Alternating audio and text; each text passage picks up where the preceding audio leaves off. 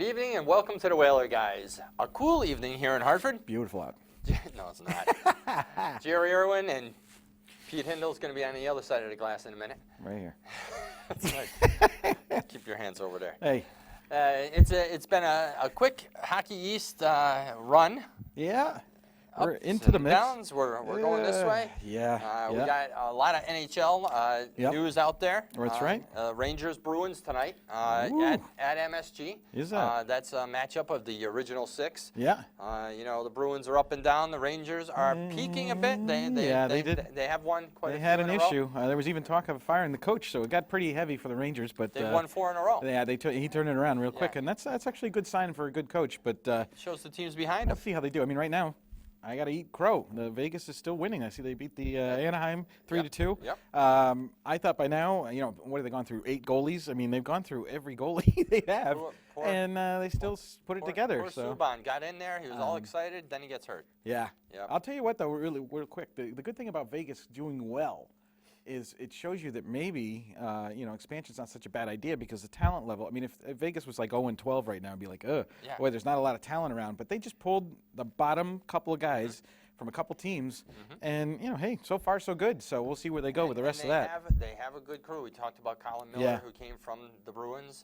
He's a great defenseman, young defenseman. Honestly, I thought they should have kept Miller and get rid of Chara. Yeah. Chara's ready for Social Security. Put him out on the block there. I think there's going to be some restructuring of Chara's contract come the end of this year, and maybe even sign him for 1 more year. I think that this is his last year, for my opinion. Yeah, sure. He's up Again, there. I'm He's not up there. I'm not a GM, so I can't comment on that. You don't really know what's going on in the NHL. We always, Hartford is not in the position, of course, to acquire an NHL team after this budget issue with the XL Center. However, be that as it may, there are still candidates out there in the NHL bottom 5, we'll call them, that are circling the drain. They're all going to be fine. They're going to find ways out, but there's possibilities of relocation. So we took the bottom 5 teams in the NHL who have the most relocation rumors, according to Google, and we put them out on a poll question. We can have Lindsay put up the first picture here. This is a poll of the NHL, and these are the 5 teams that are most likely to either relocate or be sold to a new owner. We have Arizona, no particular order, Arizona, the Islanders, Calgary, Carolina, and the Florida Panthers. And you can see here from our poll results that, Arizona is in the lead. Arizona, and that's probably because they have absolutely no place to play, but second behind it is Carolina.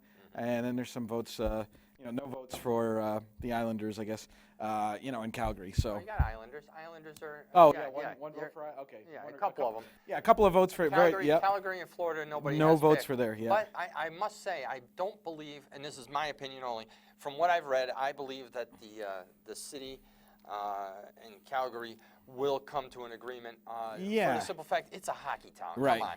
Calgary's been around forever. Yeah. They are a good hockey team. They're a good hockey club. They're a good organization. I think that Calgary will step up and put some public funding towards the new arena. Yeah. But they'd be stupid not to. Oh, yeah. The Islanders, they've Well, talked about let's hold on for Calgary for a second, because I wanted to say, they've been put up this wall against the city saying, we're out of here. Now, you have to admit that. Now, I mean, as far as Hartford's concerned, Calgary's probably the longest shot. I mean, you're talking about 3,000-something miles to begin with. They're in the Western Conference. They have to move the Eastern Conference. But Calgary, could be ending up in Seattle if there's nothing work out. They have to like the idea of moving to the U.S., getting a 25% bump. But you're right. I mean, Calgary is a hockey town. Calgary would be devastated without the Flames. And I still think we have to keep a balance between the North American teams and the Canadian teams. Right. There has to be.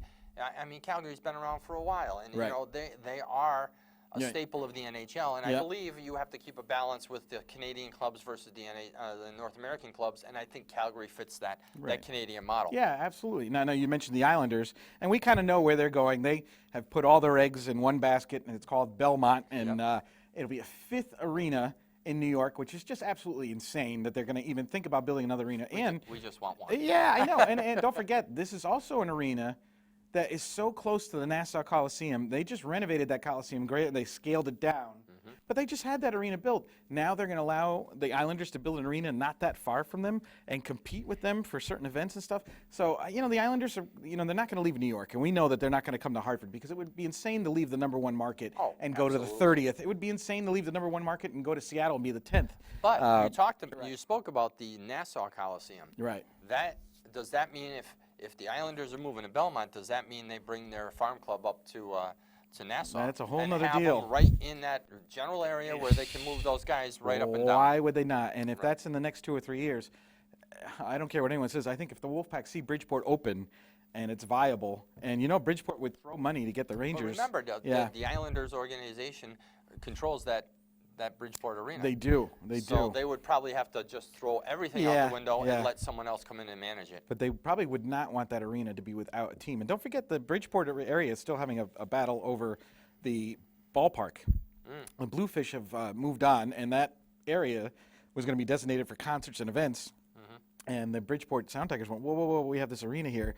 We're putting on, you have a no compete clause. Right. Yes. So we'll have to see how that goes. But basically we're saying, Islanders and Calgary probably not really likely. But then you move down to the Panthers. Yep. And remember, the Panthers made that huge land deal with Broward County and Fort Lauderdale down there. So if they made a deal and gave them X amount of acres as a kind of, this is how we can pay you. Yeah.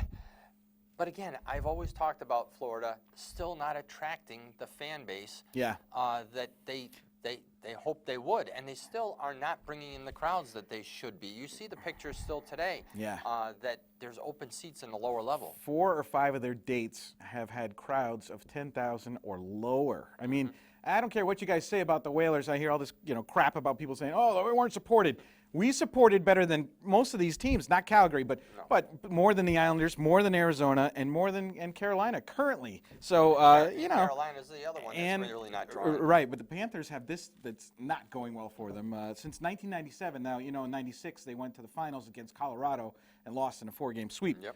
1997 and on, $150 million lost. Wow. So, we've talked to, I talked to some of the local area fans, and some of them have been down to Panthers games, and some of our Whaler fans, they relocated to Florida, and they love going to Panthers games, but, and they think the owner's good for the area and all that, but, they're not drawing. They don't draw well. At least they haven't in a while. And now Tampa does. And this is where we've spoken about this quite a bit. Is okay, if these teams are not drawing, that means the other teams have to contribute to their loss. Right. So, there's going to be teams out there who say, why do I have to pick up for the schlep over here who's not drawing, and he's costing us revenue? It is funny that some corporations don't like corporate welfare within their own league. Sure. And it's true. They don't want to bail out other teams. They would rather have a team in Hartford with an owner that could afford the losses rather than reaching out to bail out these guys. And don't forget that you're right about that land deal. That was really weird. They gave up real estate to try to help them with the arena deal, and they're still losing money. But hey, and that's always been my quote is, okay, so you got yourself out of the red by giving them land. Yeah. But you're still not drawing. Right. You're going to be back in the red in no time. Yeah. So we got one more left, Carolina. And Arizona. Yeah. Did we talk about Arizona? No, we didn't talk about Arizona. All right, which one do you want to do? Let's go to Arizona because Carolina is really the cherry on top of the sundae when it comes to the failure rates. Yes. Arizona, as we talked about outside, you really have to retell that story like you told me prior to coming on the air about how much they lost back then and what they're currently losing and how they feel good about it. Oh, yeah. So I guess the most recent news that we saw on Arizona was the Glendale River Arena, and they had a pretty good year. I can't even say it with a straight face. They had a good year last year because the arena only lost $4 million, and that's significantly better than 2010 when they were losing $23 million on the year. So the scary thing about this is I can't see the arena letting the Coyotes leave. But as of right now, the Arizona Coyotes are playing on somebody's backyard pond starting next October. They have absolutely no place to play. This is kind of insane that they haven't had an arena. But we talked about it, and that whether it's the city of Glendale or the NHL is going to pop up and say, give them an extension for a year or two, and we'll pay the bill. Right. Because that's what's going to happen. I mean, do you really think that Gary Bettman's going to say, okay, we better pull out of Arizona. My Sunbelt experience has failed. No. They haven't, and it is one of the bigger markets. By the way, the Panthers, Carolina, and Arizona are part of the Sun Belt experiment. Yeah, they are. And they have failed. And they're melting. Yes. They're melting. So, you know, when you look at how much they lost, you said it was $4 million last year. What was it? Yeah, in 2000? $23 million they were lost on that arena. Now, this last year they lost $4 million with the Coyotes. I mean, man. So I guess, well, you know, and it's only 14 years old, and they're still paying it off. So I mean, I kind of. No, they're not paying it off. They lost $4 million. No, they're not paying it off well. But they are still working in the process. Right. You know, it's 14 years old, and now you're going to kick the NHL tenant to the curb, I guess. But it just blows my mind because we know as of last March that Gary Bettman came out and said, "Hey, we could easily leave Arizona if we have to." He did say that. Mm-hmm. Now, you know, that makes them the most likely candidate because they have no place to play it next year, and also the issue with the arena. But then we move on to Carolina. and you showed me the story before we came in. Yeah. That Carmanos wants $500 million for the team. Yeah. Okay. Hey, I don't know. I realize marijuana has been decriminalized here in Connecticut. I was going to say crack. Well, yeah. Because I don't know because you know what? I honestly, if I had $500 million to waste on a team, I would go with the expansion. I would go the expansion route at that point. I'd not only go for the expansion, I'd go to Quebec. Yeah, and I'm not going to pay for this guy's mess. You know, he's at, 150, and he wants that $500 million. You know, he's probably only with the stipulation they keep him there. Right, with the stipulation you keep him in the market that's not failing doing well. them. Yeah, and they're drawing very low. I mean, again, and not only that, but you talk about the amount of money losses. Carmanos is going to take $200 million probably and pay off his kids and all the other stuff he's got. So he's really going to walk away with $300. That team is not worth $500 million. No, it's team. not. Well, not no team, but you know, any kind of small market team like that's not worth $500 Well, you're not going to get the big market teams because they're succeeding. Right. So you're going to get the low-lying fruit like we have here, except for Calgary. We shouldn't really count them, but they are on. Yeah, they're on the radar. They're shaky ground. They've made a stand that they could move. But I think that's just a ploy. I don't think it's likely. It's a ploy. Hey, you got to work with us. It's a Patriots type of thing that they did here in Hartford. Yeah. You know. But hey, Hartford's got its own issues. Let's move on. Lindsay's got another pitch. We have another poll. This is another poll we did about the Wolfpack. So now that you know the state budget is complete, will the Wolfpack renew their contract with the XL Center, knowing that it's going up for sale and to be sold by potentially going up for sale? They said they have to put it on the market. They have to put by it on the market June 30th, 2019, which is right after they do the NCAA tournament in 2019. But so we asked people, do you think that the Wolfpack will sign a 2-year agreement? Do you think they'll sign a 3-year agreement with 2 1-year options? Do you think they'll sign a 5-year agreement? Or do you think no agreement? They gone. Are they gone? Are the Wolfpack gone? Well, you can see from our poll here, we have pretty much a virtual tie between the 2-year agreement, which makes sense, and they gone. I would go with the 2-year. First of all, the XL Center can't afford, kind of like Arizona, cannot afford to have the Wolfpack leave the arena as a tenant. We have nobody as a backup. UConn attracts, unfortunately, a smaller crowd so far this year. Yeah. But we have to have another tenant besides UConn, meaning UConn basketball, hockey, and Wolfpack have to be here with I believe a 2-year deal. There obviously is going to be some negotiation on that affiliation fee. Right. And again, that's up to Michael Freemuth and CRDA. Yeah, we did reach out to the CRDA for any kind of comment, waiting to hear back from them on their negotiations. Now, remember, before the budget got finished, which pretty much took forever, the Rangers did step forward and make an offer to Hartford, to the state, and said for 2 years, 2 seasons, at $1.6 million affiliate fee for each year. So that would be a $3.3 million. We get to keep the Wolfpack here. And we've talked about this a lot. I believe, I think Jerry agrees with me, that if, a brand change, a affiliation change, it tends to spark the market and get a little bit more interest going.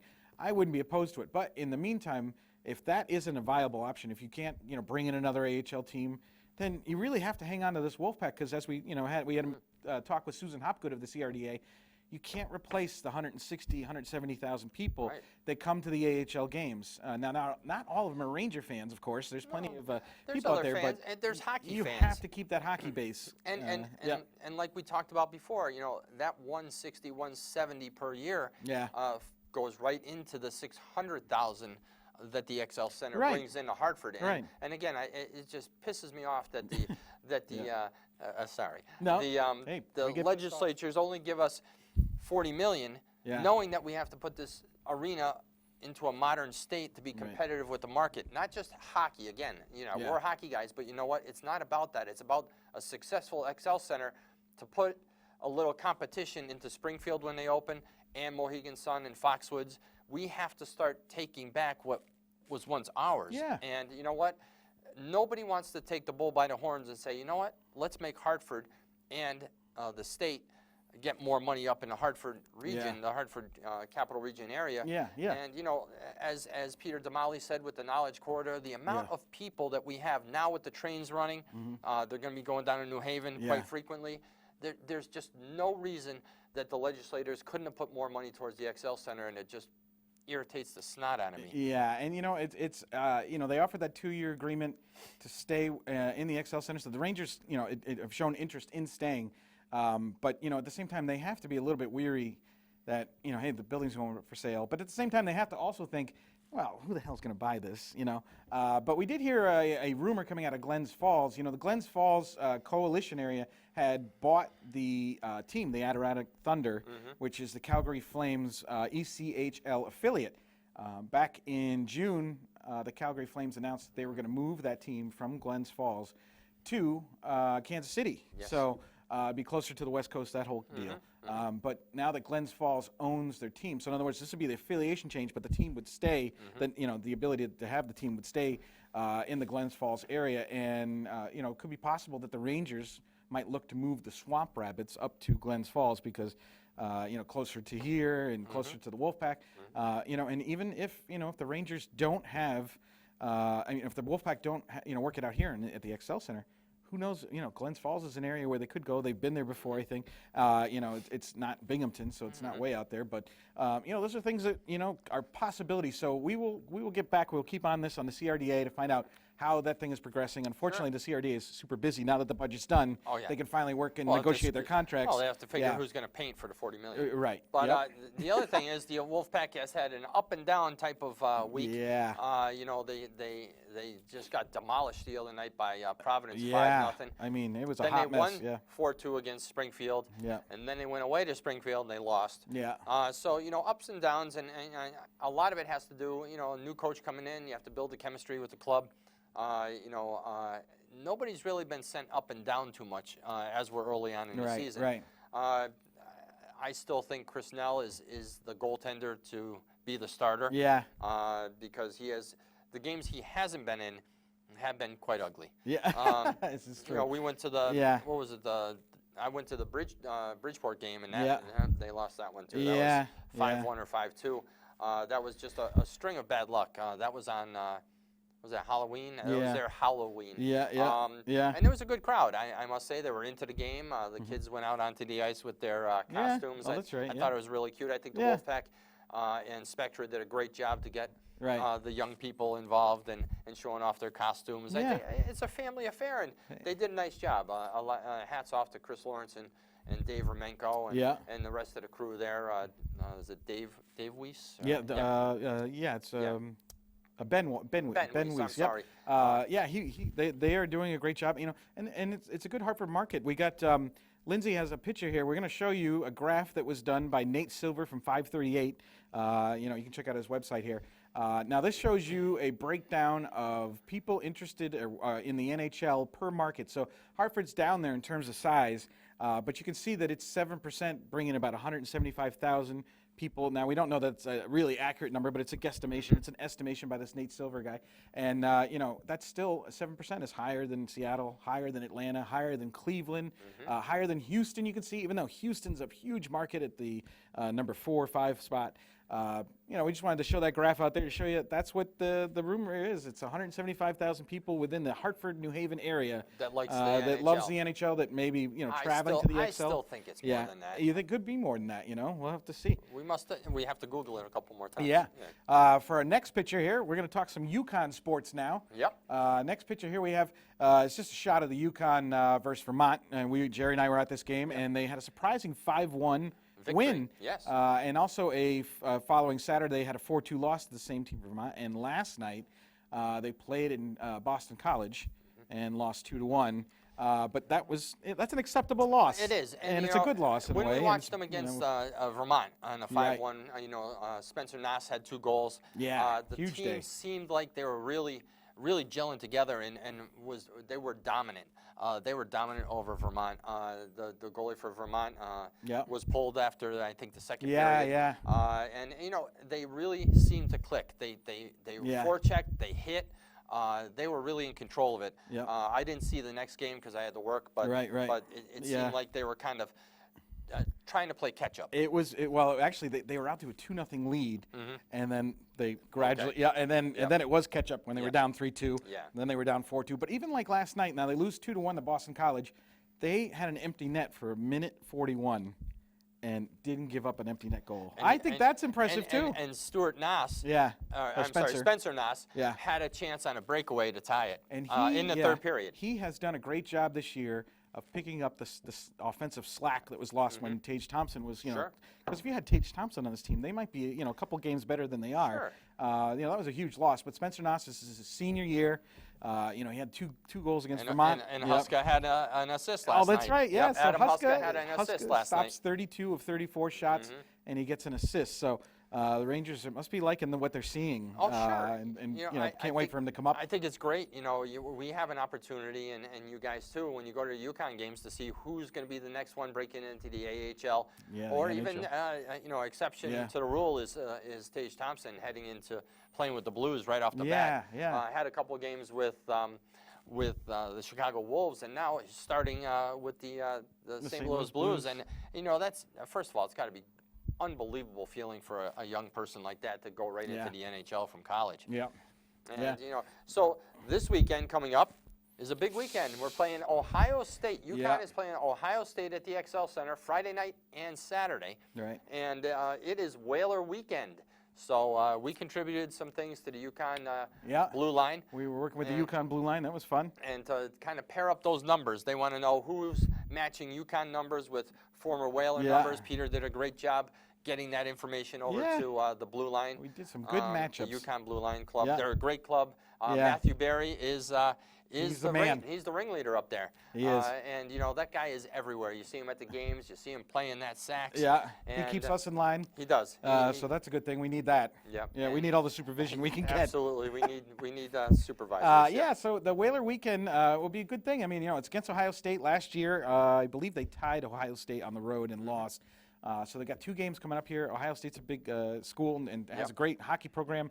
This is not a Hockey East matchup, but yet we'll have to see how it goes. We need wins. Yeah. We really do. Bottom line. To stay competitive in Hockey East, you need wins. I don't care if it's against a Hockey East rival or just an opponent. We have to get some wins. Plus, it's going to build their stamina to go up against Hockey East teams. This could be a good way to get up there. Yeah, so they'll have those 2 games, and then we'll have to see how they. Last year, of course, they had they had brought in a lot of guests through the Jumbotron. They had gone to all these places. Yeah. So so if you throw your Whalers stuff on and get to the game Saturday, November 11th.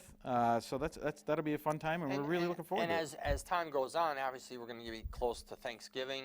And then the holidays. So we'll see some breaks in the action as the kids get ready for their midterms coming up and that type of thing. And one last note to all you guys, the guys out there saying, Wolfpack's not, UConn's not drawing anymore. They're not drawing. So they've been drawing 3,400. Last night, BC in Boston, 2,900. So UConn's still out drawing Boston schools. Yep. So shut your blowhole. And we're going to, we'll be back next week. As long as they don't kick us off the air. Maybe. And Lindsay puts up with our abuse. Thank you, Lindsay. Thank you, Lindsay, for putting up those stats. It's wonderful. She's wearing her Whalers knit cap tonight because we are into the winter season. Styling. That's right, styling. So we will catch you next time on the Whaler guys. You guys are the brigade, and we are one nation under green. Bring back the whale. Have a great night.